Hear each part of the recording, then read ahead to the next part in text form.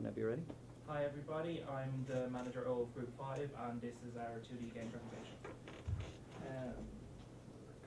The game will be called Witch's Awakening. It's a working title, so it is subject to change. The group members are me, manager, Danny market research, William is art and level progression, and Killian is sound and gameplay. Our mission was to make a 2D game that's coherent and feel like a finished product. That is also one of our personal goals, was to make it PEGI approved, like approvable. So our goals to make this possible were to make art for the game, suitable sounds for the team of the game, and script the 2D game so it plays easily and is accessible to players of multiple ages. Our basic timeline that we're working off of is for art is to be done today, I think that is. Then next week is sound effects and HUDs, then scripting, then fixes and beta testing beforehand in. Then So this is our project network diagram.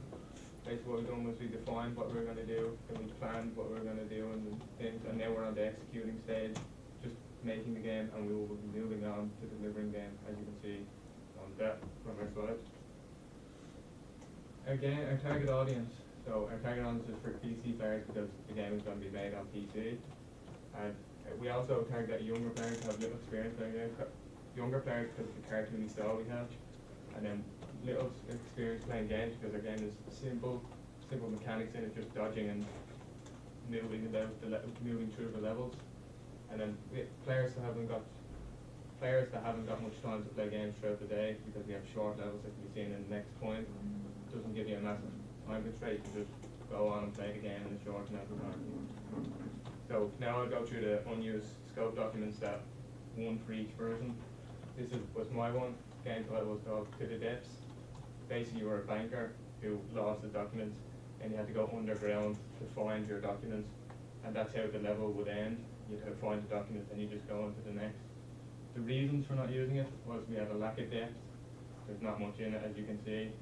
We had a vote on which one we'd want to alter the most, or just take as a base, and we didn't get any votes, and there was a sort of a lack of interest in the main character because it's a banger, and people didn't really want to use that.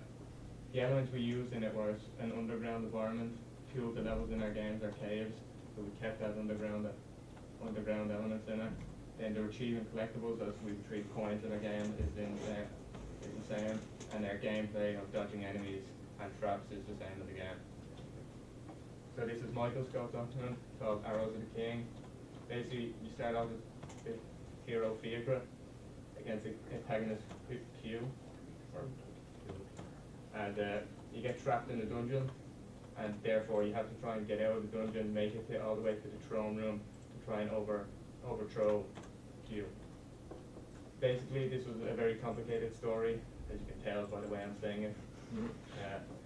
And there was a lack of support, even though this was the main one we went off the base of, because we kept the Irish theme in the game, the level progression of each one going into each other as in our game, and we kept it, yet again, the underground environment as sort of dungeon and the keep and everything. This is Killian's one. This is about an ex-Marine special agent matchstick who was taking on the government as they're trying to ban the sale of matchsticks, thus effectively destroying the whole population. And this was to be sent in as furniture, office furniture level, and then at the end of the level you would set yourself on fire and kill yourself, then making the objective. This also had a lack of interest. It's sort of in the matchstick character. No one really, we all wanted a human character, so I had a lack of support again, and it seemed a bit too much work making matchsticks and everything like that for a character. It seemed a bit too hard to animate and all, setting yourself on fire. Then the fire elements were kept in the same, and one of the levels there's a falling acorn which explodes, and the level progression is also the same. This is William's one. William's one was a 2D vertical side scroller, where you'd start off in a company, you'd start off going through each level, you'd get a different position, you'd get a promotion, and then you get a promotion. That would be the end level. The gameplay was talking to NPCs, exploring the level, collecting and using items to solve puzzles.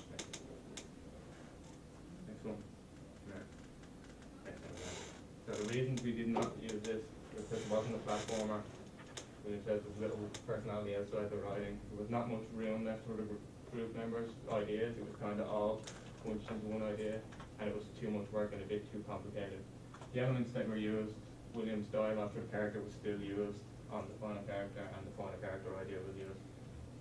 And now this is our final scope document. As Michael said earlier, the name is Witch's Awakening. Our game is mainly an action with small puzzle elements in it, the platform. It's Peggy 7. Michael said at the start that we were aiming to be Peggy through it, but because of the ghosts in our level and animated violence, we thought that Peggy 7 was more approachable. Our main character is named Kyla. Kyla is a witch, and basically she's going around harassing the locals. And then when she was out at a tavern, the locals took her purse when she was knocked out or asleep, and then spread the coins around the levels because to get back at her for all the years of causing mischief around the village. And then our main bad guys are all the magical creatures that come alive when she's going through each level. And that's it for me, and now we're going to Keenan. Yeah, so this is the minimum PC specs that we need to play our game. It's going to be on PC, and generally anything made since 2004 should work for the game. All the audio in our game is going to be made using Reaper. It's going to be 8-bit sounds. Each level is going to have background music, and some aspects of the game that will make sound will be such as enemies making noises when you're jumping. It's a 2D scrolling game. The main character is called Kyluk. To control the character, you use the keyboard, use the arrow keys and the spacebar to jump. We're going to have 4 different levels in our game, including that tutorial level in addition. And our game was kind of inspired by games such as the Mario Brother games and Rayman. The beginning of a level, you start at a start point, and you have to reach an end point then. That's how each level works. So, Michael now is going to demonstrate one of the levels.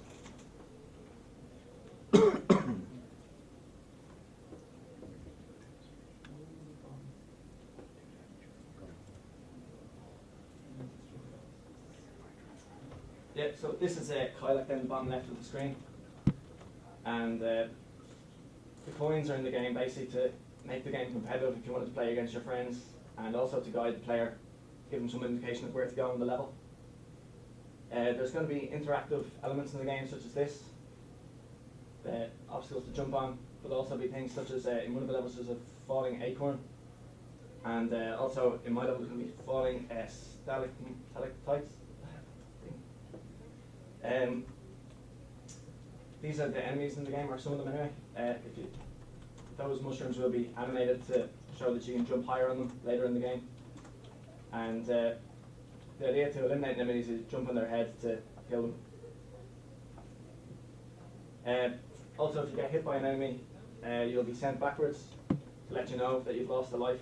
You'll start each level with 3 lives, and if you lose 3 lives, you'll have to restart the level.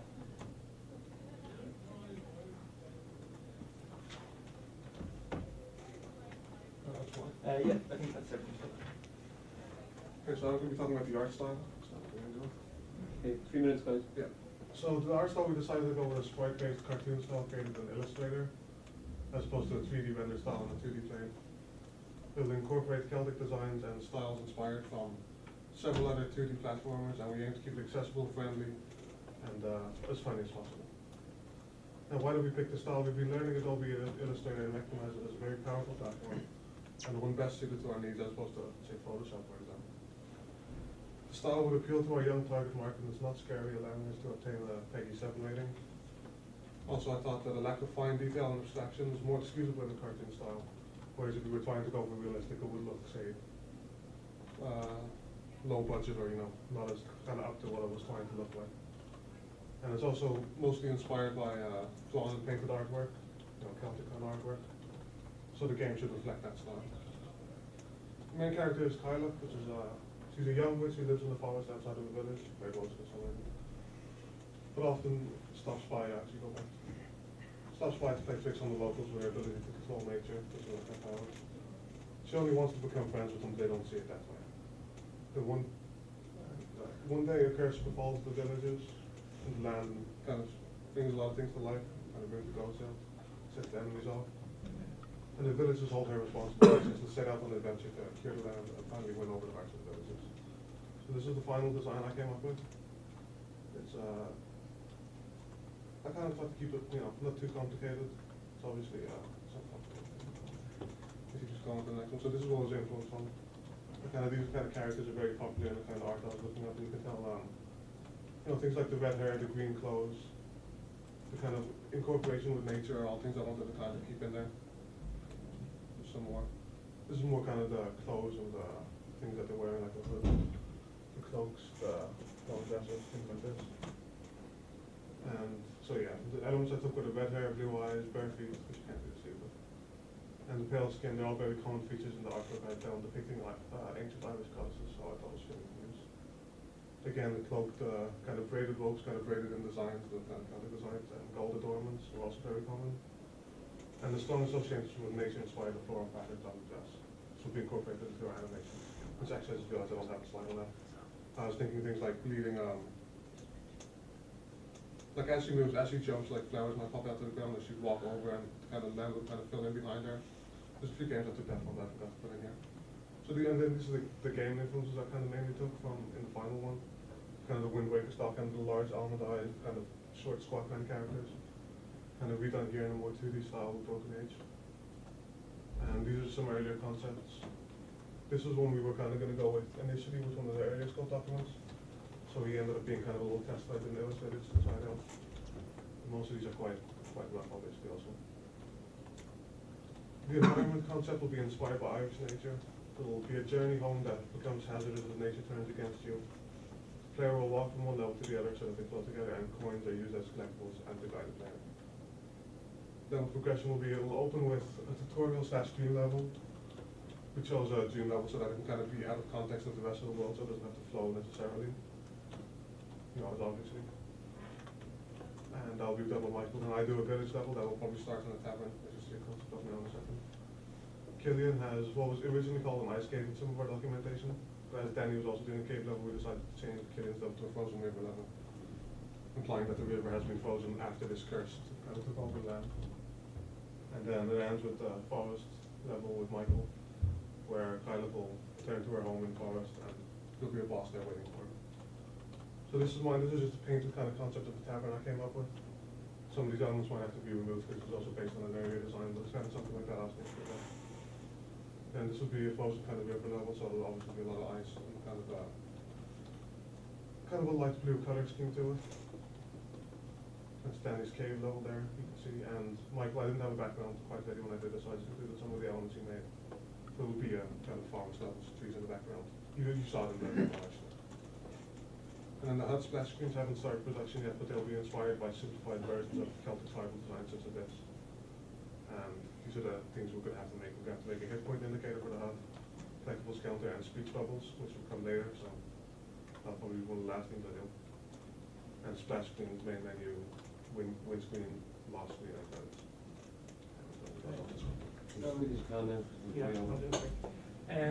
Basically, our scripting is all done object oriented in Java or in Unity script, also known.